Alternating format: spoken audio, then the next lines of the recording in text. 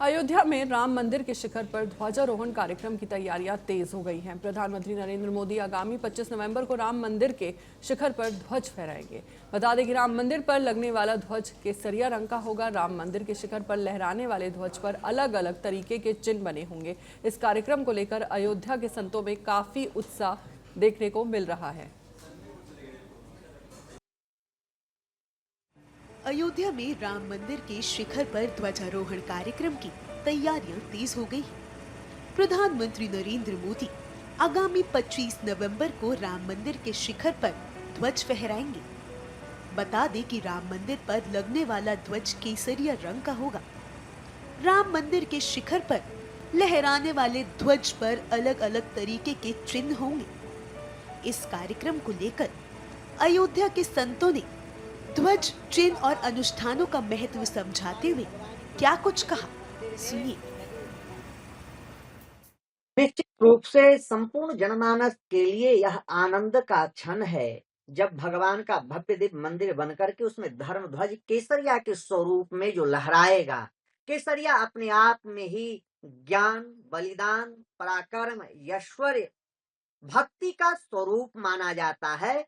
जब वह ध्वज उस पर फहराएगा, संपूर्ण जनमानस को यह आनंदित करेगा। उसमें जो बेहद खास बात है कि उसमें जो 3 चिन्ह अंकित होंगे, उसमें जो सर्वप्रथम जो हमारे सूर्यवंशी राजा के ध्वज में जो चिन्ह थे, कोविदार वृक्ष का चिन्ह रहेगा। उसके बाद उसमें भगवान सूर्य कुल के वंशज हैं, भगवान सूर्य के भी उसमें प्रतीक का चिन्ह रहेगा। ओम का चिन्ह रहेगा। ओम जो समरसता स्थापित करता है, ओम जो सभी मंत्रों का प्राण है, बड़ा ही अद्भुत है। श्रीमद् वाल्मीकि रामायण में वर्णन है, अपि नो वशम आगच्छेत कोविदार ध्वजे रने अपि द्रक्ष्यामि भरतम यत्कृते वशनम महत्। महाराज, यदानु खलु दुर्बुद्धिर भरतः स्वमागतः स एषी महाकायः कोविदार ध्वजे रथे। रथ में भगवान के जो रथ होते हैं, उसमें ध्वज में जो चिन्ह होते हैं, कोविदार वृक्ष के ही चिन्ह रहते हैं। तो बड़ा ही अद्भुत, अलौकिक, अकल्पनीय है। जो देश के यशस्वी प्रधानमंत्री के कर कमलों द्वारा ध्वज स्थापित होगा, उन्हीं के द्वारा शिलान्यास हुआ, उन्हीं के कर कमलों द्वारा भगवान का प्रतिष्ठा हुआ, और उन्हीं के कर कमलों द्वारा ध्वज भी स्थापित होगा। यतो धर्मः ततो जयः। जो धर्म पथ पे चलेगा वही विजयी होगा। यह विजयी का भी स्वरूप है, यह सत्य का स्वरूप है, यह धर्म का स्वरूप है। संपूर्ण अयोध्या के साधु संतों के अंदर, पूरे देश के अंदर और पूरे विदेश विदेशों में भी इसका नजारा देखने को मिल रहा है। सबसे पहले तो आपको बताना चाहता हूं कि वाल्मीकि रामायण में उल्लेख है कि ध्वज स्वरूप तो भगवान राम ही है।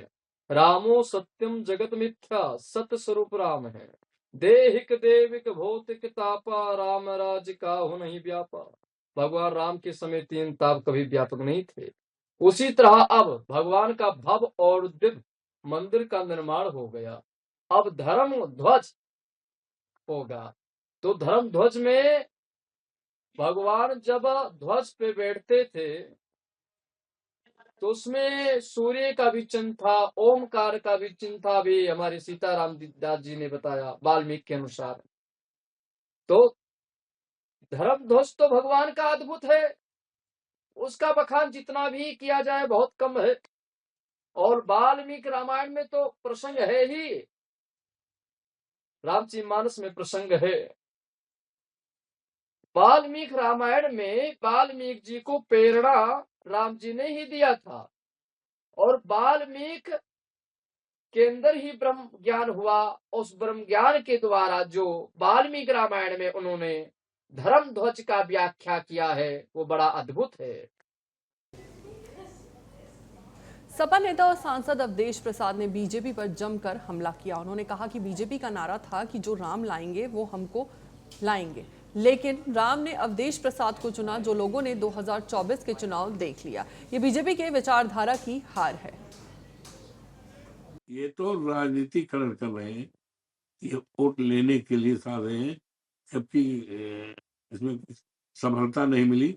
सारे देश ने देख लिया 24 के चुनाव में, सारे देश में देख लिया 24 के चुनाव में। क्या कर रहे थे?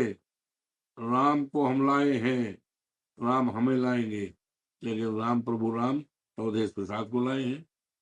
ये चुनाव में भारतीय जनता पार्टी की विचारधारा हारी है, व्यक्ति नहीं हारी है। 24 के चुनाव में भारतीय जनता की पार्टी की विचारधारा, मानसिकता हारी है। इससे देश का भला होने वाला नहीं है। देश का भला होगा, नौजवानों को भला होगा, सरकारी नौकरी दी जाए, विकास किया जाए सही मायने में। ये बातें सब दिखावा है।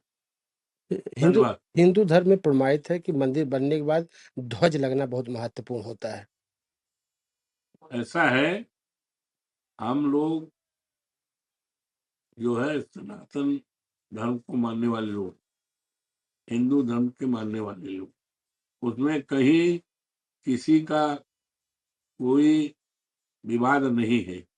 अपने अपने अनुसार, अपने अपने सामर्थ्य के अनुसार लोग सनातन धर्म, हिंदू धर्म मानते हैं और उसमें कहीं किसी के बदलाव की कोई गुंजाइश नहीं।